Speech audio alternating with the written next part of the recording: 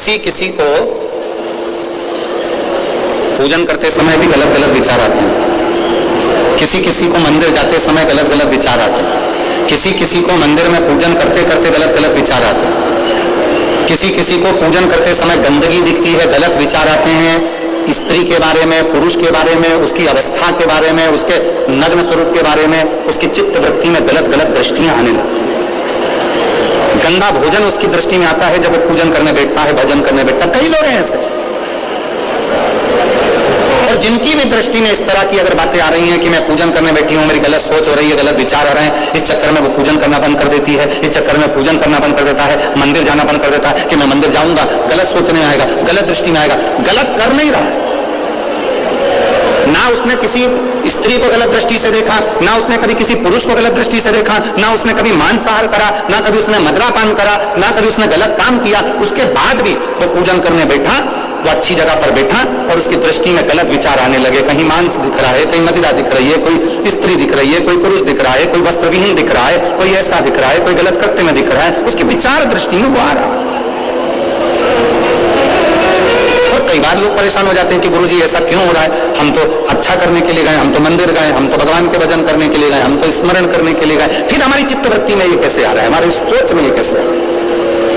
हमारे विचार में ये कैसे आ रहा है। और जब शिव पुराण कहती है राजा चित्ररथ की बुद्धि में भी ये गलत विचार आ गया था, केवल संसार के मनुष्य की बुद्धि में नहीं, राजा चित्ररथ की बुद्धि में भी ये विचार आ गया था, ये शिव महापुराण की कथा कर गलत विचार। करना क्या है, जब व्यक्ति को ऐसे गलत विचार आने लगे पूजन के समय पर, अच्छी जगह पर, ये गलत गलत विचार, आप गलत कर नहीं रहे हो, आप मांसाहार नहीं कर रहे, आप किसी स्त्री को गलत नहीं देख रहे, आप किसी पुरुष को गलत नहीं देख रहे, आप किसी मदिरा की दुकान पर नहीं गए, पर आपकी विचार धारणा में अगर ये चीजें पूजन करते समय, भजन करते समय, अर्चना करते समय, मंदिर जाते समय, मंदिर में बैठते समय, मंदिर में उपास करते समय, तुम्हारी बुद्धि में अगर ये चीजें आ रही हैं, मन में अगर ये चीजें पाठ करते करते भी अगर आ रही हैं, तो समझ लेना कि आपके ऊपर कहीं ना कहीं किसी न किसी रूप में कोई अन्न किसी के घर का ऐसा खा लिया है जिसके कारण तुम्हारी बुद्धि थोड़ी सी भ्रष्ट हुई है। उसको सुधारें कैसे, उसको संवारें कैसे। अब किसी ने यही प्रसंग को सुनकर कहा, गुरुजी अगर किसी के घर का अन्न खाया है तो अन्न खाने के बाद तो वो पच गया, पचने के बाद वो गंदगी में निकल भी गया, अब तो वो विचार आना बंद हो जाना चाहिए। अब तो 1 साल हो गया, 2 साल हो गया, 1.5 साल हो गया, 6 महीना हो गया, तो भी वही विचार आ रहा है। तो हमारा निवेदन है, भोजन करने के बाद भोजन पच जाता है, भोजन करने के बाद भोजन समाप्त भी हो जाता है, पर उस भोजन से जो रक्त की 4 बूंदें बनती हैं, वो इस शरीर में दिन रात तुम्हारे मरते दम तक दौड़ती रहती है, शरीर में वो रक्त की बूंद चलती रहती है। इसलिए विचार 1 साल, 2 साल, 4 साल, 6 साल, 15 साल ऐसे चलते रहते हैं। उस विचारों को, गलत सोच को, गलत विचारों को, गलत दृष्टि को समाप्त कैसे करें?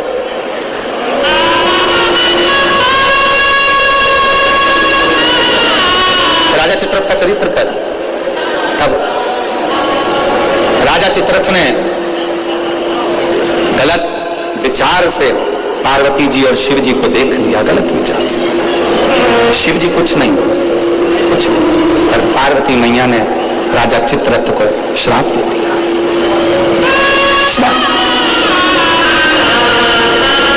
तो शिव जी का इतना बड़ा उपासक होकर, शंकर भगवान का इतना बड़ा भजन करने वाला, इतना भक्ति में डूबने वाला, इतना स्मरण करने वाला राजा चित्ररथ, तू शिव जी का इतना उपासक होने के बाद भी तूने माता और पिता को गलत भाव से देखा है, इसलिए तुझे असुर बनकर जन्म लेना पड़ेगा, राक्षस बनकर। फिर वो चित्ररथ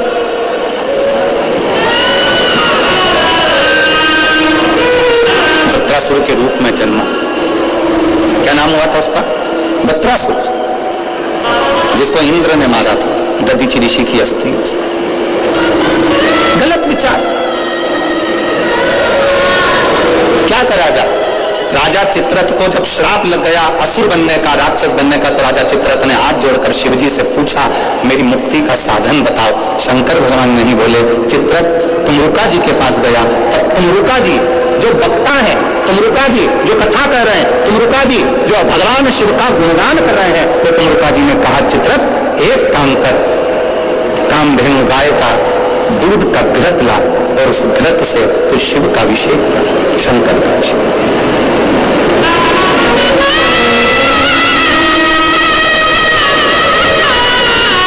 जीजियों, मेरे जीजाओं, मेरी बेटियों, बेटाओं, मेरी माताओं, मेरे भाई, मेरे बांधव, अपने को भी अगर गलत विचार आते हैं पूजन के समय पर, पाठ करते करते गलत जगह पर अपना मन जा रहा हो, तो 5 प्रदोष एक कटोरी में 1 चम्मच घी, गाय का, देसी गाय का 1 चम्मच घी, 1 चम्मच भी ना हो तो आधी चम्मच भी, आधी चम्मच भी अगर घर में ना हो तो 2 बूंद घी, 2 बूंद भी ना हो तो देसी गाय का 1 बूंद घी अपनी हथेली में मध्य में लगाकर, जो शंकर भगवान का, भगवान शिव जी का जो शिवलिंग होता है, उस शिवलिंग के ऊपर के भाग पर अपनी हथेली को रखकर, और जो अशोक सुंदरी वाली जगह है उस जगह पर अपनी हथेली का घर्षण करना चाहिए। लगभग 5 प्रदोष अगर आपने कर लिया तो निश्चित है आपकी बुद्धि में कभी गलत विचार पूजन करते समय आएगा ही नहीं, और गलत दृष्टि की ओर जाओ।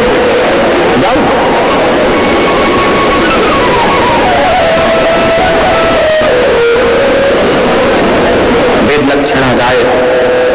देसी गौ माता का व्रत जीवन को एक आनंद कर देता है। आनंद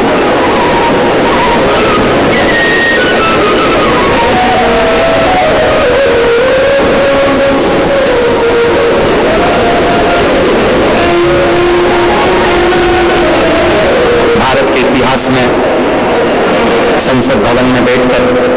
रात भर मंथन कर जो वक्तव्य का 1 बूंद व्रत हाथ की हथेली पर लगाकर शिवलिंग के ऊपर और अशोक सुंदरी की जगह पर दर्शन करने से जो गलत विचार, गलत सोच, गलत दृष्टि, गलत भाव समाप्त हो।